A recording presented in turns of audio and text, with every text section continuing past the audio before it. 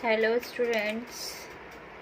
So guys, you are facing lots of problem in this topic. This topic is the fragmentation. Okay, so first we know what is the fragmentation.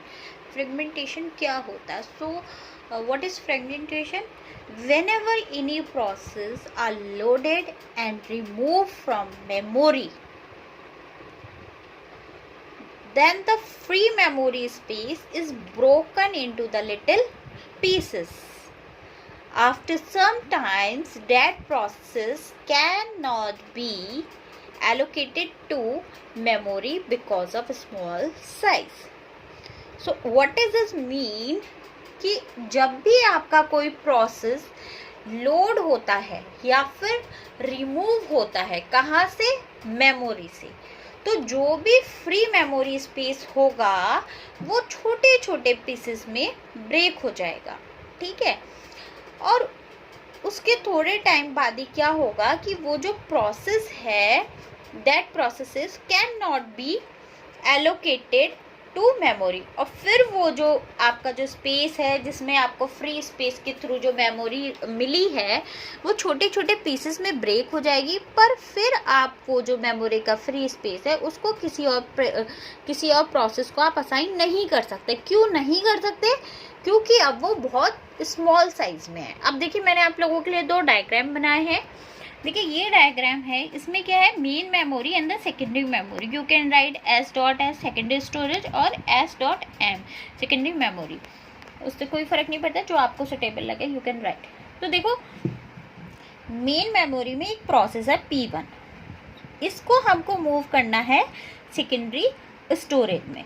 तो ये हमारा main memory से चला गया secondary storage में। Okay, तो इस case में क्या हुआ कि मेन मेमोरी से रिमूव होके कहाँ चला गया? सेकेंडरी स्टोरेज में। और हमने अभी आपको बोला ही है कि जो प्रोसेसेस हैं वो क्या होंगे? Loaded and removed from the memory and the free memory space is broken into the little pieces. अब देखो, यहाँ से ये प्रोसेस सेकेंडरी मेमोरी में चला गया, इसका मतलब मेन मेमोरी में स्पेस खाली हो गया, अब ये ब्लैंक हो गया, ठीक है। अब देखो, ये सेकेंड स्टेज में क्या होगा? जो मेरा P1 प्रोसेस था ये आपका सेकेंडरी स्टोरेज में चला गया, तो मेरा जो मेन मेमोरी यहाँ पर है ये P1 यहाँ पर स्पेस खाली हो गया। जैसे ही ये खाली होगा तो अब ये जो स्पेस था, अगर मैं यहाँ से ये P आपका ये इसको यहाँ से अगर मैं रिमूव करती हूँ तो ये ऐसे खाली हो गया, ठीक है। बट ये अब क्या होगा? ये स्मॉल स्मॉल पीसेस में ब्रेक हो जाएगा, लाइक दिस, ठीक है। स्पेस उतना ही है बट ये बहुत छोटे छोटे पीसेस में आपके डिवाइड हो गया, ठीक है।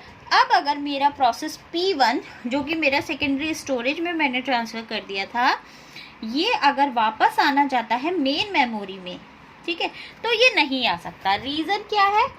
कि अब यहाँ पर जो स्पेस है वो बहुत छोटे छोटे पीसेस में डिवाइड हो चुका है, जिसके कारण आपका P1 प्रोसेस जब मेन मेमोरी से रिमूव हुआ है तो वो वापस मेन मेमोरी में सेम प्लेस में नहीं आ पाएगा, क्योंकि जैसे ही वो रिमूव हुआ तो जो फ्री एरिया था वो छोटे छोटे पीसेस में ब्रेक हो गया, ठीक है। लाइक अगर मैं आपसे बोलती हूँ कि ये मेरा है, यहाँ पर जो भी प्रोसेस है P1 अगर ये सपोज मेरा 2 KB का था, ठीक है। अब यहाँ पर ये स्मॉल पीसेस में ब्रेक हो गया। मैं इसको ऐसे बना देती हूँ कि ये भी पूरा कितना होगा? ये पूरा यहाँ से अगर रिमूव हुआ है 2 KB तो ये भी कितना होगा? 2 KB का होगा। बट जैसे ही ये रिमूव होगा तो ये आपका स्मॉल पीसेस में डिवाइड हो जाएगा, और ये पीसेस भी क्या होंगे आपके? ये टोटल 2 KB होगा, ठीक है। जैसे 1 KB में, ठीक है, फिर 1 KB में ये डिवाइड हो गया। सपोज ये पूरा ब्लॉक क्या है? 1 KB का है ये वाला, और ये ऊपर वाला भी क्या है आपका? ये भी पूरा क्या है? 1 KB का। तो 1 + 1 2 KB। बट अब ये वापस नहीं आ सकता। क्यों? क्योंकि इसको जब हम असाइन करेंगे तो पूरा 2 KB का ये ब्लॉक लेगा, बट यहाँ पर क्या है? ये 1 KB है, 1 KB है। तो ये प्रोसेस ऐसे नहीं ले सकते कि हम 1 KB यहाँ आ जाए, दूसरा 1 KB यहाँ आ जाए। इसको पूरा 2 KB ही चाहिए।